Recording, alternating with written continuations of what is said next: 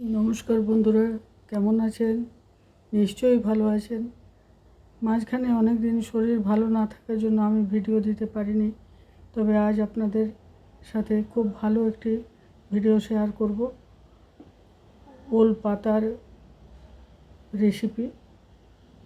এটা হাইব্রিড ওলের পাতা, এগুলো চুলকোয় না। নইলে দেশি ওলের পাতা হলে গলা চুলকোয়।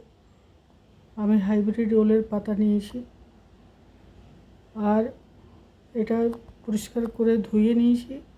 তারপর এগুলো এইভাবে ছোট ছোট করে কেটে নেব। তা আমি পুরো ওল পাতাটা কেটে আর নেংড়ে ওর থেকে যতটা জল বের করে ফেলে দেবো। আমি তাহলে কেটে নিই। আমার কাটা হয়ে গেছে, নেংড়ে জল ফেলে দিয়েছি। এবার এটা আমি মাখবো। এর জন্যে আমার একটা পেঁয়াজ কুচিয়ে নেব।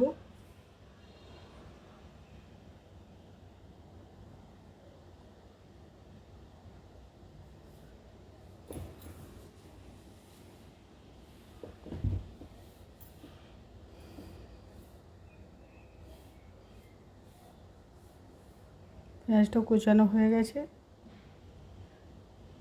একটু ভেঙে দিলাম হাত দিয়ে।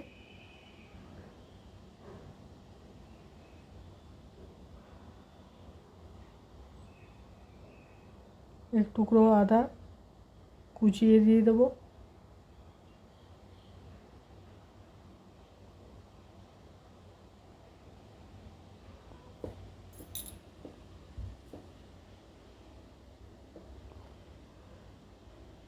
দু কোয়া রসুন কুচিয়ে দিয়ে দেবো।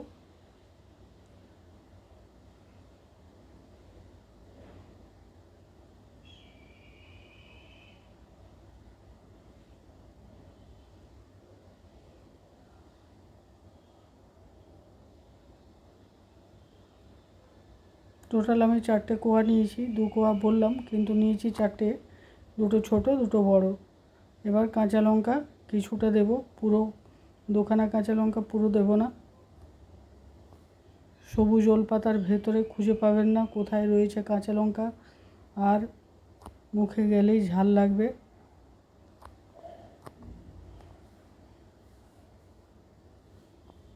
নুন দিচ্ছি পরিমাণ মতো, হলুদ দিলাম, একটু গুঁড়ো মশলা দিলাম, আর এটা বেসন 3 টেবিল চামচ বেসন দিলাম, আর 1 চামচ চালের গুঁড়ো দিলাম। এবার এইগুলো আমি সব ভালো করে মেখে নেব। তারপর দেখব যে আবার চালের গুঁড়ো বা বেসন লাগবে কি না। আর একটু বেসন লাগবে, দিয়ে দিচ্ছি। 2 চামচ দিলাম, টোটাল 5 চামচ দিলাম বেসন, আর 1 চামচ চালের গুঁড়ো। এবার সবগুলো খুব ভালো করে মেখে নেব।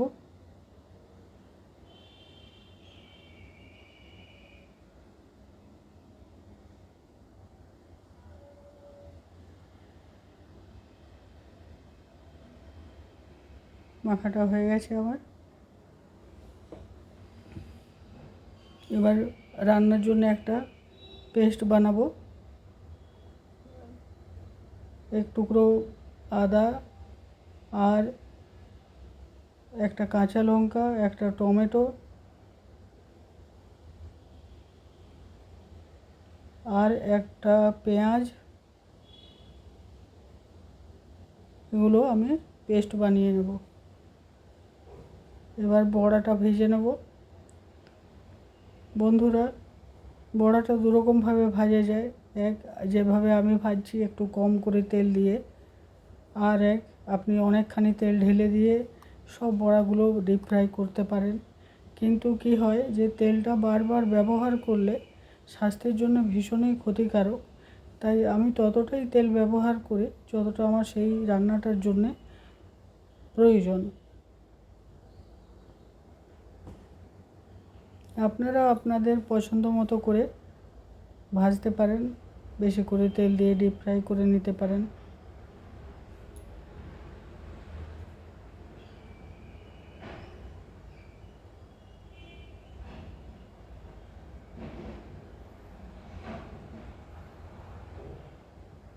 আর সব সময় আমি যেভাবে ছুরি দিয়েই একটু নাড়াচাড়া করতে বেশি পছন্দ করি, কারণ ছুরির মুখটা যেহেতু খুব সরু, সেই জন্যে ছোটো জায়গাতেও ঢুকে যায়, জিনিসটা নষ্ট হয় না।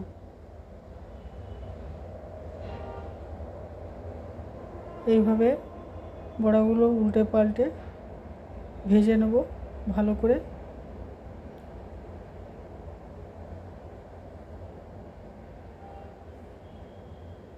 এই বড়াটা আমার ভাজা হয়ে গেছে, তুলে নেব এবার।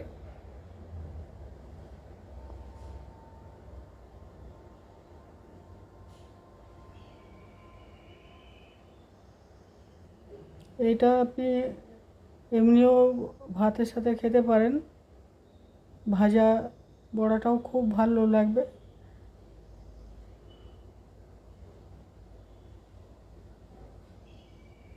এইভাবে সব বড়াগুলো ভেজে নেব। এই যে ভাজা হয়ে গেছে আমার সব বড়াগুলো। এবার রান্নাটা শুরু করব। এটা রান্নাটা সরষের তেল দিয়ে করব।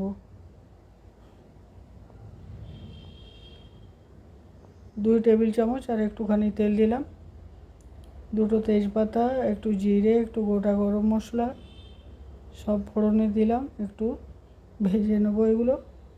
এর মধ্যে একটু নুন দিয়ে দিলাম। বন্ধুরা, নুনটা দেওয়ার কারণ হচ্ছে, নুনটা দিলে এই যেমন বাটা মশলাটা দেওয়া হলো, নুন না দিলে কিন্তু চারিদিকে খুব ছেটাতো। নুনটা দিয়েছিলাম বলে দেখুন কোনো দিকে একটুও ছেটায়নি। এবার লঙ্কার গুঁড়ো, ভাজা মশলার গুঁড়ো সব দিয়ে দিলাম পেস্টটার সাথে। এবার ভালো করে এটা কষিয়ে নিতে হবে।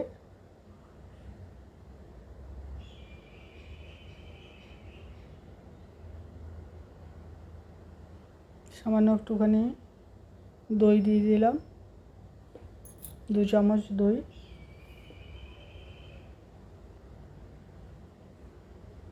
আবার এটা ভালো করে একটু কষিয়ে নেব। বাটিটা ধুয়ে জলটা দিয়ে দিলাম। একটু জল দিয়ে কষাতে হবে, জল দিয়ে কষালে মশলাটা খুব ভালো কষানো হয়। বন্ধুরা, আমি যতক্ষণ মশলাটা কষাচ্ছি আপনারা তত কমেন্টটা লিখে ফেলুন আর সাবস্ক্রাইব করে নিন, যাতে করে ভিডিও দেওয়ার সঙ্গে সঙ্গে আপনারা নোটিফিকেশান পেয়ে যান এবং সবার আগে দেখতে পারেন।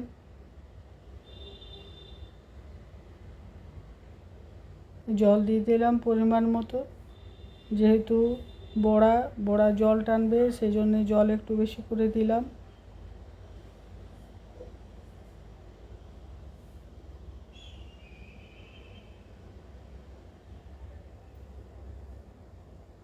দুটো কাঁচা লঙ্কা দিলাম।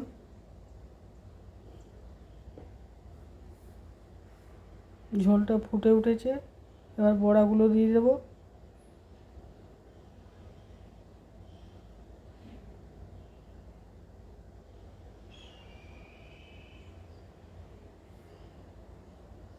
খুব বেশি সময় এটা রান্না করার দরকার হবে না। তেজপাতাগুলো তুলে ফেলে দিচ্ছি, এটার আর দরকার নেই। রান্নাটা আমার সম্পূর্ণ হয়ে এসছে। এবার এর মধ্যে একটুখানি গরম মশলা আর একটুখানি ঘি দেব। আপনারা চাইলে ধনেপাতা ছড়াতে পারেন। বন্ধুরা, আবার একটি সুন্দর নতুন ভিডিও নিয়ে আসব। ততক্ষণ পর্যন্ত সকলে ভালো থাকুন, সুস্থ থাকুন আর আমার ভিডিও এইভাবে দেখতে থাকুন। নমস্কার, বাই।